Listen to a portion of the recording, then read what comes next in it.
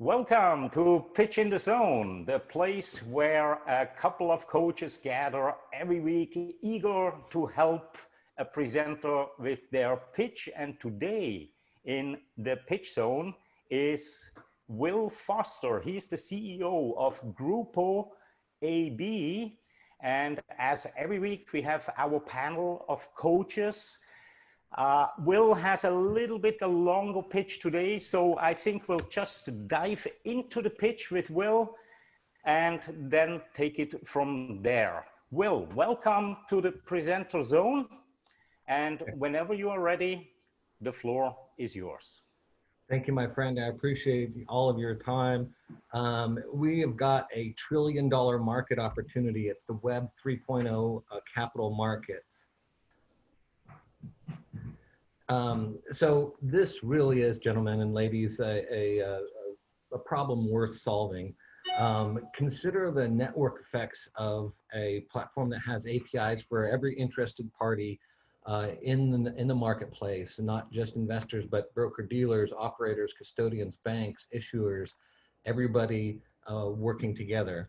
And what we're developing is very much different than most blockchain marketplaces. That we are developing a regulated marketplace. No one can just sign up and become an investor. They have to go through their broker dealer who does the KYC and AML. And our solution, if you want to wrap your brain around it really quickly, is think blockchain NYSE. It is a Web 3.0 capital market, and as we are being built in IBM Hyperledger Fabric, because this is a regulated marketplace, which is their no direct accounts or peer-to-peer trading, as I mentioned. And another take that we're going to be doing is we won't be having an IPO. We are selling Dauntless to a consortium. 100 seats at $100 million each. That's a $10 billion exit baked in. It sounds like a lot of money, but the masters of the universe in investment banking love control, and they are feverishly seeking alternative assets. And what could be better than an alt asset platform that also trades conventional assets? So one can trade tokenized stocks, bonds, REITs, and they can trade digital assets, even deliverables such as commodities. And so they'll want a piece of their own global NYSE, and frankly, they can find $100 million in their couch cushions. So Dauntless is comprised of all four pillars of a DLT exchange: security tokens, buyer excellent exchange with smart contracts, and a utility token, which is one of the ways that we make money. Is we have the fiat in a custodian bank that we get a float on and trade in the utility tokens. Business networks, this has monster network effects with APIs for each business in the network.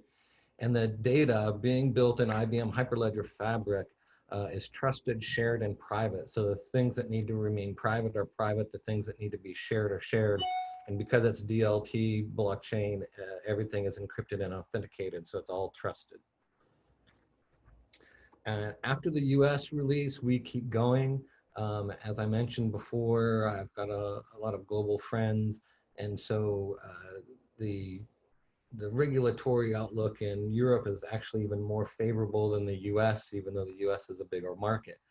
And another interesting twist that happened recently was DOL's information letter, which opens a door for a private equity fund to be on a marketplace, and broker dealers with investors that have 401k accounts can invest in those private equity positions. So that's another really interesting development. So there are competitors out there, but they're all doing just pieces of the puzzle, or they allow direct accounts, or they allow peer-to-peer trading. And one of the big problems with these other markets is that they disintermediate the broker-dealer.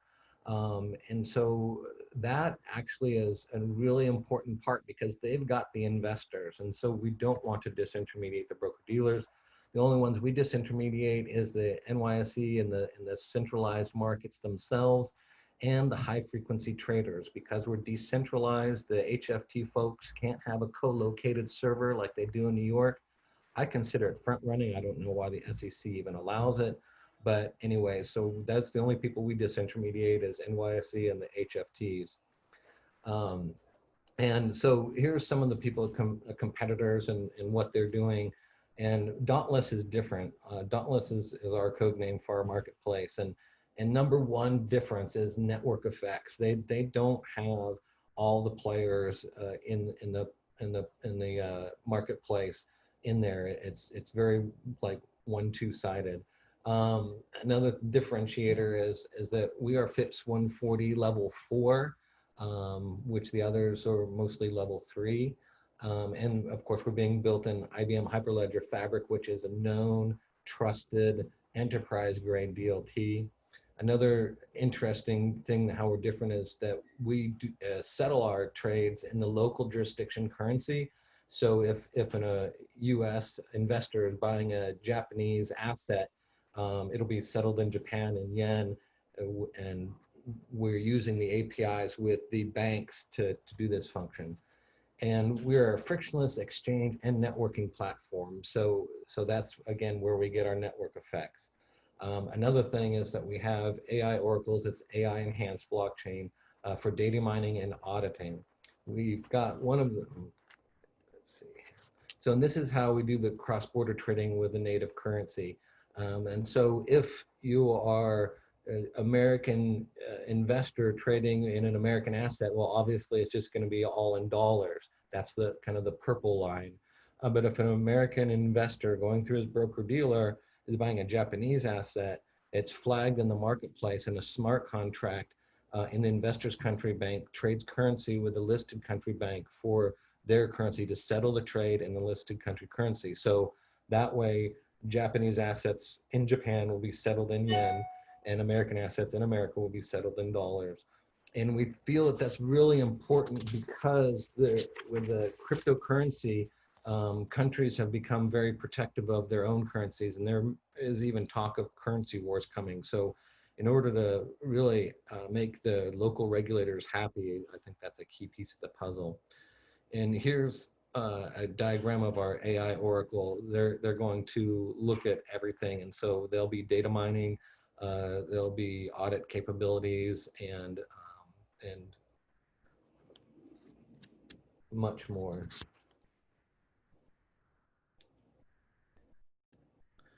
So our business model has many revenue streams for the consortium members. We start with the NYSE fee schedule. We just make it more competitive. We can sell data mining to and market analytics to the media and non-consortium participants. We have a float when the bank custodian holds the fiat while the tokens are being traded or held. Non-consortium participants will have some nominal fees to be part of the network. Some smaller participants, such as property managers and others who don't build their own API to our specs, can SaaS our API and dashboard to connect to the network. And of course, the consortium will own the IP associated with the platform and may license bits and pieces to other parties. So our pre-seed traction, our demo is not just going to be a proof of concept. We actually have a 900-acre plot of entitled beachfront real estate to tokenize. So our demo is going to be the real deal. And once we get funding, the first check we're going to write from the proceeds is to Sherman Steerling for a Swiss entity for their favorable crypto legal framework and to protect our investors' interests. The second check will be to our Big Four accounting partner for their advice and counsel on auditing and tax effects of the platform as we build it. I specifically cannot use their name in my pitch, but I do have an engagement letter, and so I can show you that in due diligence. And I'm a former global IBM entrepreneur. I've already reached out to my contacts there and will be an active member in the IBM Garage. The founders team is 2 people. I'm the CEO and Matt is the chief blockchain architect. We also have 2 coders who are both IEEE published in India. They are not founders, but they are contract employees. However, they'll be instrumental in the early development until we hire US and European-based developers and coders. Oops, too fast. And this is Matt. Matt has 20 years of development experience, the last 5 of it exclusively in the blockchain area. He lives and breathes this stuff. As a matter of fact, he built an early crypto exchange as a hobby. And so he's really looking forward to what we're doing here. Our call to action is we'll offer a $625,000 Preseed convertible note at a 20% discount, so we can net 500K.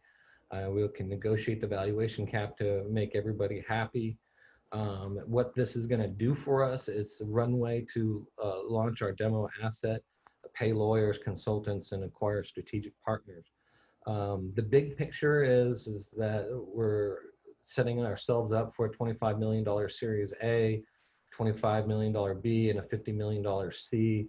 I think we can get it done for $100 million, but you know, these projections are kind of a shot in the dark, but at least it's a rational number. And I look forward to sending the participating investors monthly company progress updates. Any questions? Okay. All right. How much was that on time anyways? Too long. I know it's too long, but how much? It was almost 10 minutes on the nose. 10 minutes and 20 seconds. Was it really? Okay, well, Yeah. that's what I planned it to be. All right. So it was a lot. It was a lot. And especially, you know, when you consider the purpose, typically the purpose of a pitch, right? Which is perhaps not so much to transfer all of the knowledge that you have in your mind, but much rather to open doors, right? So I'm so glad that you came here today, because I believe collectively we will have a lot of hints and pointers to you how to tighten this a little bit up, right? Not just from the message, not just from the flow, but also from the slides. You know, there's a lot of information that you're conveying in those 10 minutes. And if you do ever have an opportunity to have like a 3 or 5 minute pitch, I think we can really help you to tighten this up. So I want to just hand over the microphone first to Nathan before we get to Michael, because Michael also has put a lot of information into the chat. Now, if you could stop sharing your screen, Will, that would be fabulous. That way we get a little bit more screen real estate. And with that, Nathan, please take it from here. Thank you very much, and thank you, Will. This is a clear example of the difference between someone who's trying to just pound all this information into the ears of those listeners versus creating a dialogue and a rapport and a genuine relationship with them.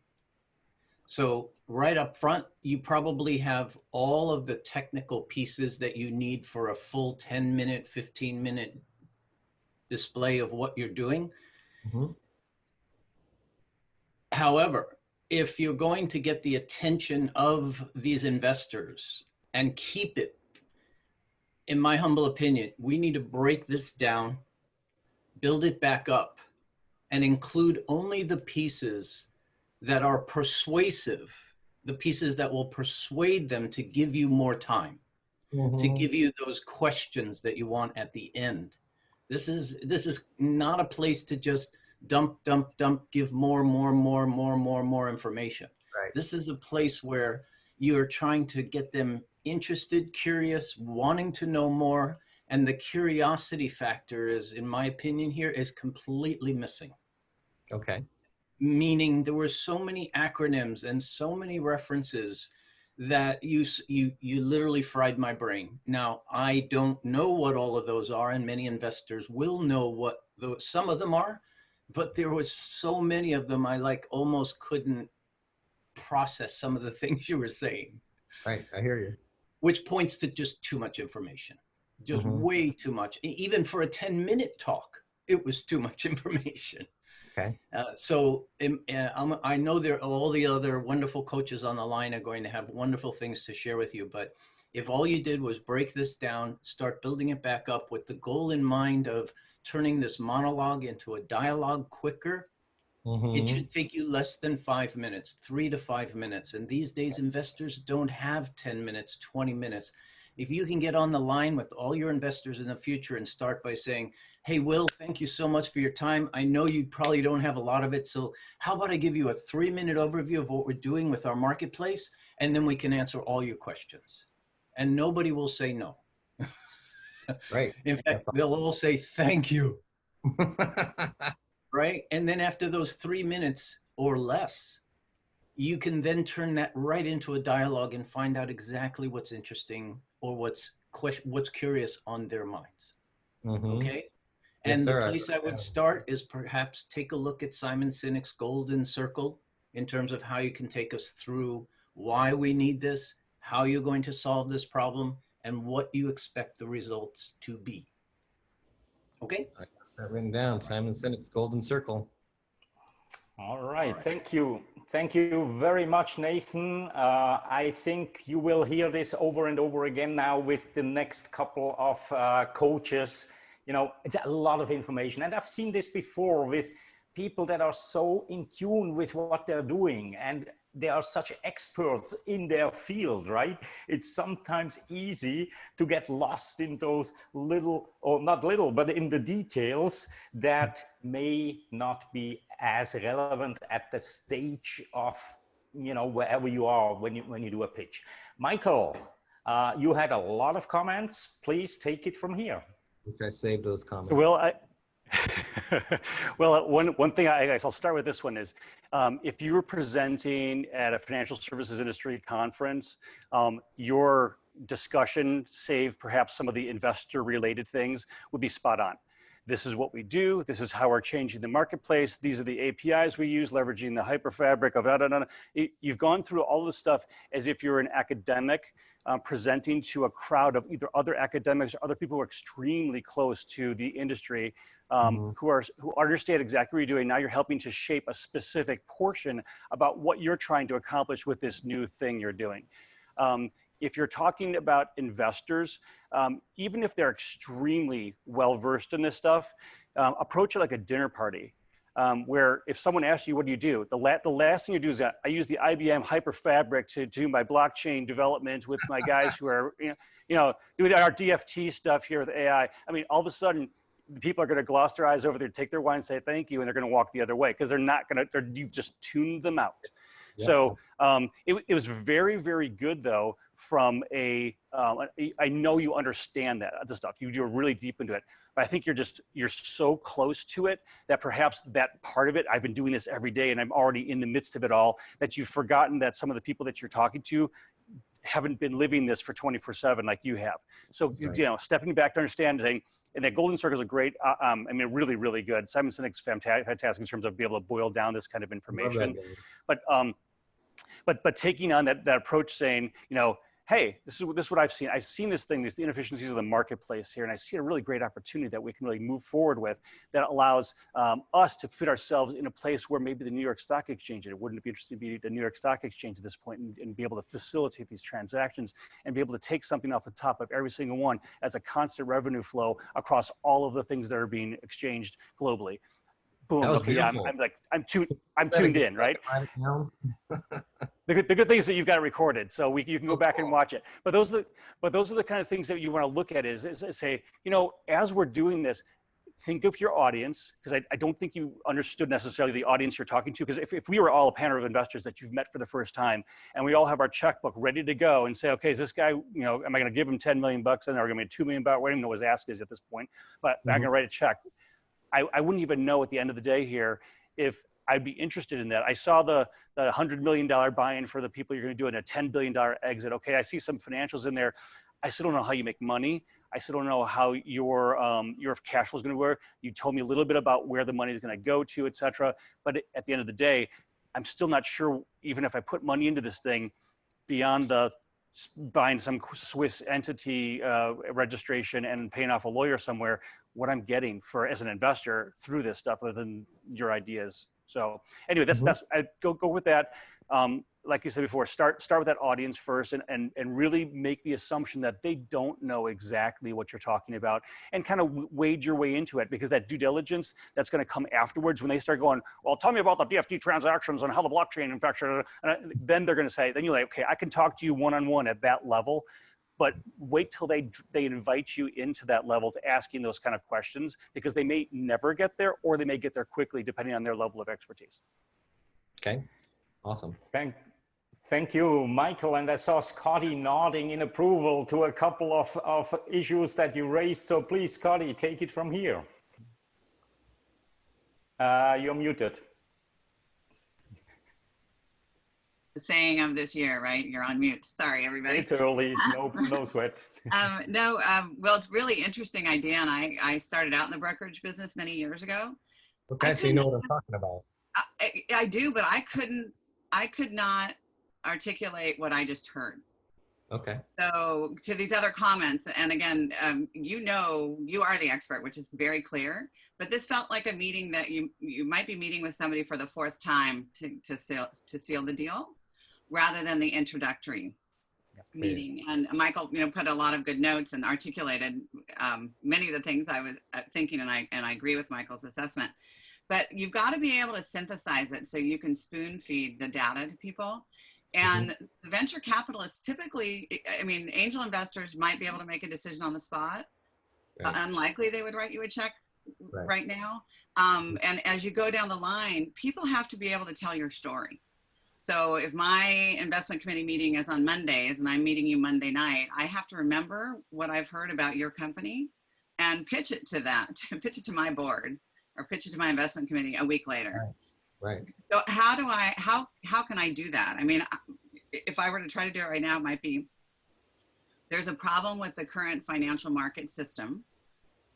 And we aren't, and I also think, so there's a problem with the current financial market system.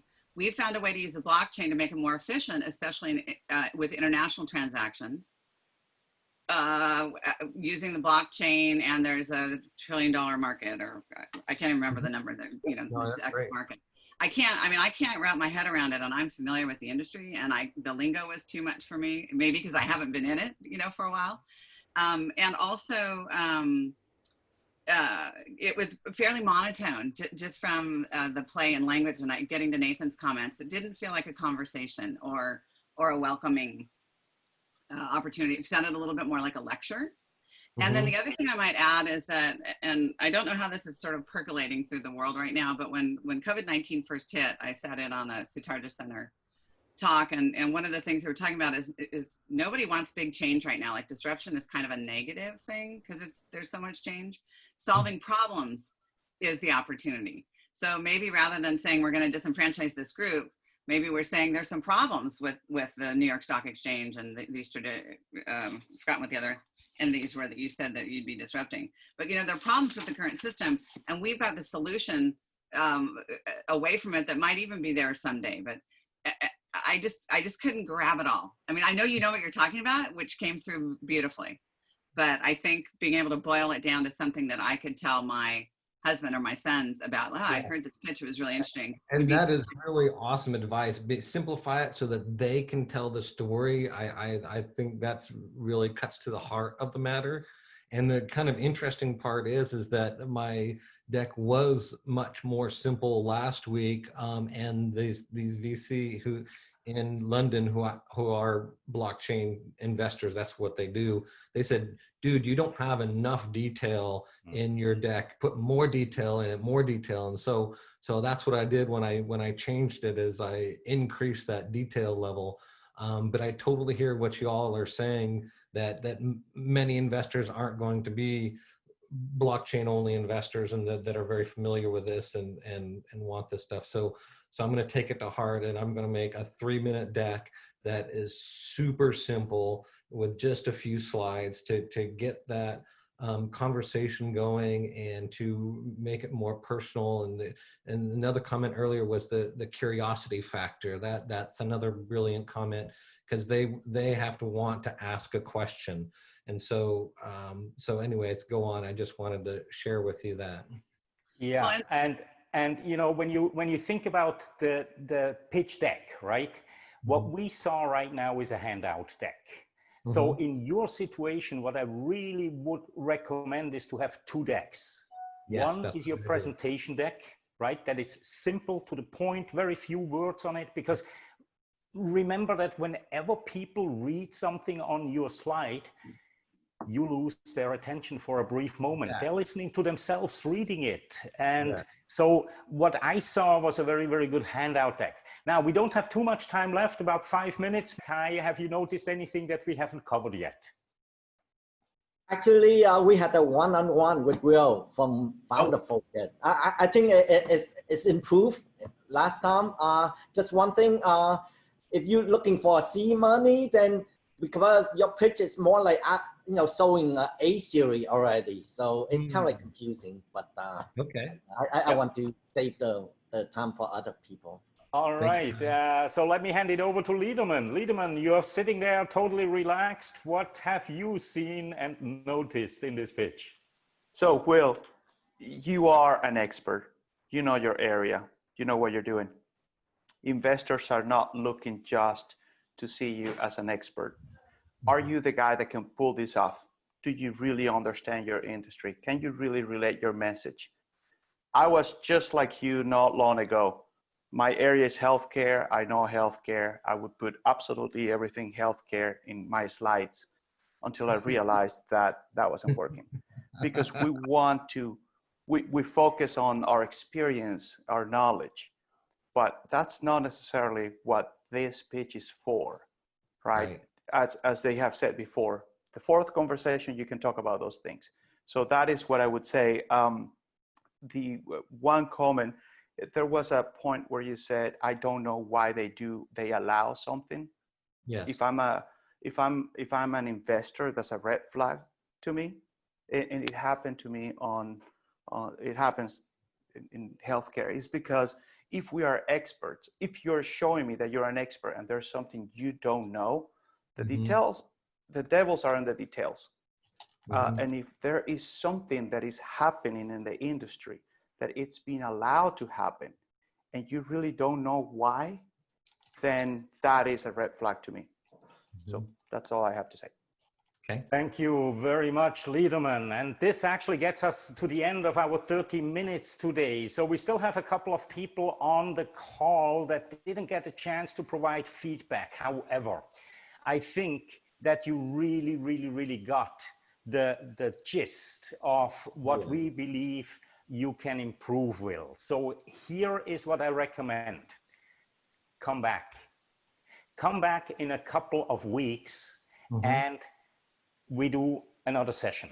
Now, in between now and then, I'm going to make you an offer to give you a 30-minute coaching session that we can walk through some of the real basics and principles behind these short pitches.